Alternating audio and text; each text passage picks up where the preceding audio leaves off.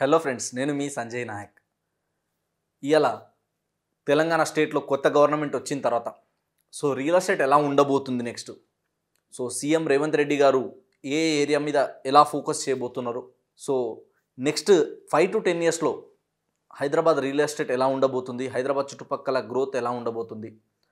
చాలామంది కస్టమర్స్ ఇన్వెస్టర్స్కి ఉన్న ఇంకొక డౌట్ ఏంటంటే, హైదరాబాద్ చుట్టుపక్కల కానీ హైదరాబాద్లో కానీ రెసిడెన్షియల్గా మనం ఇన్వెస్ట్మెంట్ చేస్తే ఉండడానికి కానీ లేదా ఫ్యూచర్లో కట్టుకోవడానికి కానీ లేదా భూమి మీద పెట్టుబడి పెడితే నెక్స్ట్ ఎలా ఉండబోతుంది గ్రోత్ అని చెప్పి చాలామంది అడుగుతూ ఉన్నారు.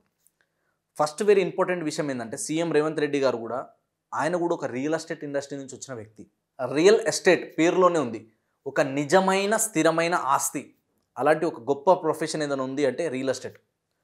రీసెంట్గా నేను గూగుల్లో ఒక ఆర్టికల్ చదువుతున్నాను నేను.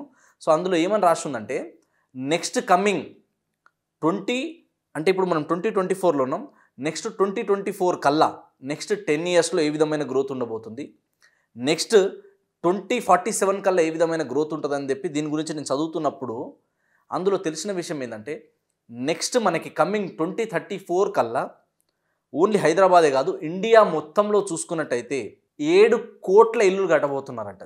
7 crores కొత్త ఇల్లులు కట్టబోతున్నారు.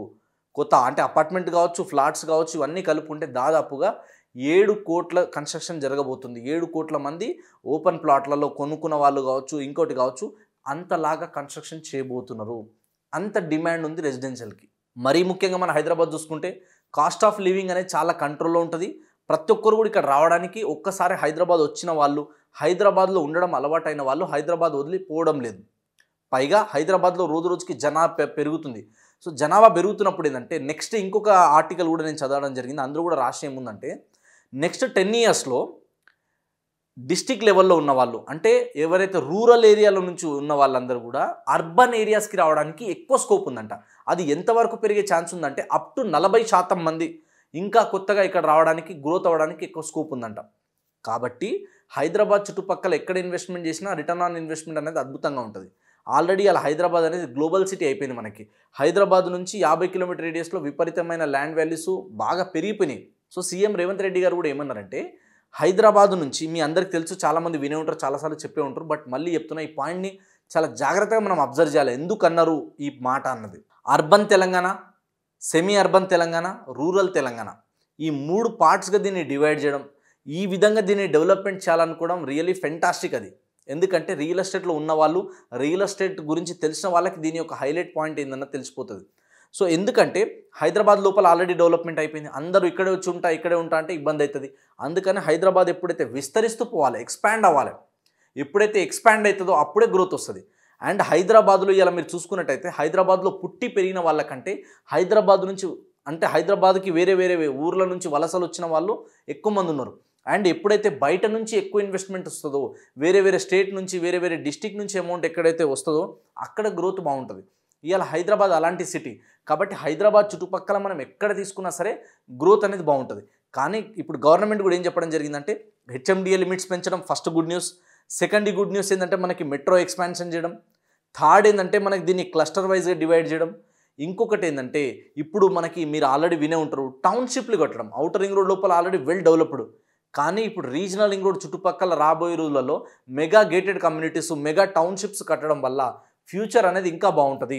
ఎప్పుడైతే జనాలు ఒకటే దగ్గర కాకుండా నలువైపులా విస్తరించినప్పుడు, అన్ని రకాల ఎమ్యూనిటీసు, ఎంప్లాయ్మెంట్ ఆపర్చునిటీ పెరిగినప్పుడే గవర్నమెంట్కి కూడా ఎక్కువ రెవెన్యూ జనరేట్ అవుతుంది.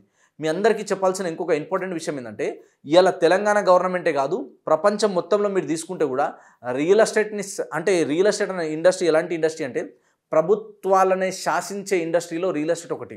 చాలామంది పొలిటికల్ లీడర్స్ కావచ్చు, ఫిల్మ్ ఇండస్ట్రీ వాళ్ళు కావచ్చు, మీరు ఎవరైనా తీసుకోండి, వాళ్ళకున్న మేజర్ ల్యాండ్లో, వాళ్ళకున్న నెట్వర్త్లలో, వాళ్ళకున్న అసెట్లలో ఎక్కువ శాతం వాళ్ళు రియల్ ఎస్టేట్లో పెట్టుబడి పెడతారు.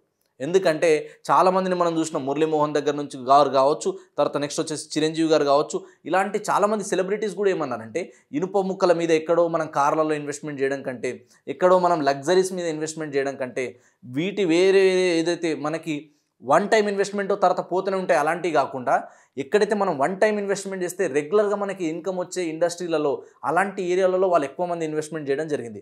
కాబట్టి వాళ్ళు సంపాదించే రూపాయి అంతా కూడా రియల్ ఎస్టేట్లలో ఎక్కువ పెట్టుబడి పెడతారు. ఎందుకంటే భూమి అనేది ఎప్పటికైనా కూడా గ్యారంటీ రిటర్న్స్ వస్తాయి. గచ్చిబౌలి డెవలప్మెంట్ అయినప్పుడు 20 ఏళ్ల క్రితం ఇంతలా డెవలప్మెంట్ అవుతుందని అందరూ ఊహించలేకపోయారు, కానీ ఊహించిన వాళ్ళే ఇన్వెస్ట్మెంట్ చేశారు. సో నెక్స్ట్ ఇలాంటి ఏరియాస్ ఎక్కడెక్కడ అవుతున్నాయో అలాంటి హైదరాబాద్ చుట్టుపక్కల మనం ఇన్వెస్ట్మెంట్ చేయగలిగితే ఫ్యూచర్లో రిటర్న్ రావడానికి ఎక్కువ స్కోప్ ఉంటుంది. దీంతో పాటు ఇంకొక విషయం ఏంటంటే మనకి ఇప్పుడు హైవేస్ అన్నీ కూడా ఎక్స్పాండ్ అవుతున్నాయి. సో ఇప్పుడు నితిన్ గడ్కరీ గారు కూడా చాలాసార్లు ఇలా హైదరాబాద్కి విజిట్ చేయడం జరిగింది.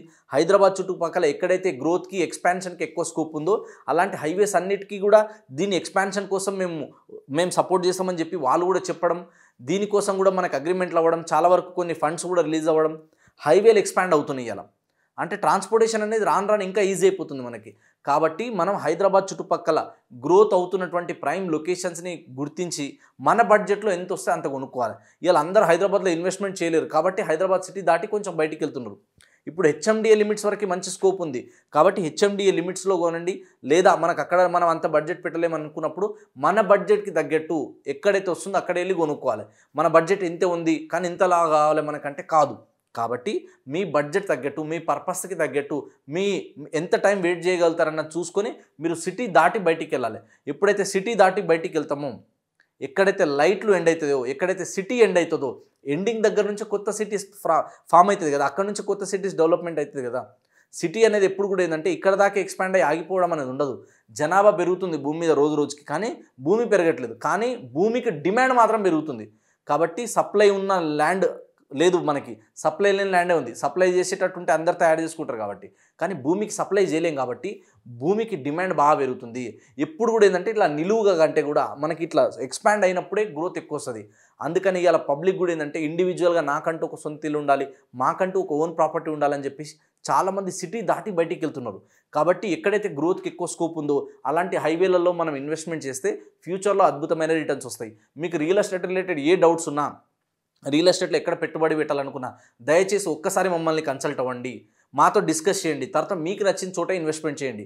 ఎందుకంటే మీకు రైట్ గైడెన్స్ ఇచ్చి మీకు సర్వీస్ ఇచ్చి సపోర్ట్ చేయడానికి మేము హెల్ప్ చేస్తాం. కాబట్టి ఇప్పుడు సీఎం రేవంత్ రెడ్డి గారు వచ్చిన తర్వాత ఆయన రియల్ ఎస్టేట్ ఇండస్ట్రీ నుంచి వచ్చిన ఒక వ్యక్తిగా ఆయన ప్రతి ఒక్కరికి ఒక అష్యూరెన్స్ ఏమి ఇవ్వగలుగుతున్నారంటే రియల్ ఎస్టేట్ ఇండస్ట్రీని మేము కాపాడతాం, రియల్ ఎస్టేట్ ఇండస్ట్రీకి మేము ఇంకా హెల్ప్ చేస్తాం. ఇప్పుడు ఎంపీ ఎలక్షన్స్ అయిన తర్వాత వేరే ఫారెన్ కంట్రీస్ నుంచి కూడా చాలామంది ఎక్కువ మంది వచ్చి ఇప్పుడు ఇన్వెస్ట్మెంట్ చేయడానికి ఎక్కువ స్కోప్ ఉంటుంది ఇంకా. ఎందుకంటే ఒక్కసారి ఎలక్షన్ అయిపోయిందంటే కనుక చాలామంది జనాలు వస్తారు, అప్పుడంతా కూడా నెక్స్ట్ 4-5 years ఎలాంటి ఇబ్బందులు ఉండదు కాబట్టి ఎక్కువ మంది వచ్చి ఇన్వెస్ట్మెంట్ చేయబోతున్నారు. కాబట్టి నేను ప్రతి ఒక్కరికి ఒక బ్రదర్ లాగా రిక్వెస్ట్ చేసేది ఏంటంటే కొనాలనుకునే వాళ్ళు ఇప్పుడు మనం ఇన్వెస్ట్మెంట్ చేయడం మొదలు పెడితే ఒక 4-5 years తర్వాత మంచి రిటర్న్స్ వస్తాయి. 10 years వెయిట్ చేస్తే మాత్రం అద్భుతమైన రిటర్న్స్ తీసుకోవచ్చు. కాబట్టి మీకు రియల్ ఎస్టేట్ రిలేటెడ్ ఇంకా ఏ డౌట్స్ ఉన్నా, ఏ క్వైరీస్ ఉన్నా కూడా మీరు ఎనీ టైం మీరు మమ్మల్ని కాంటాక్ట్ అవ్వచ్చు. Sanjay Nayak signing off. Thank you so much.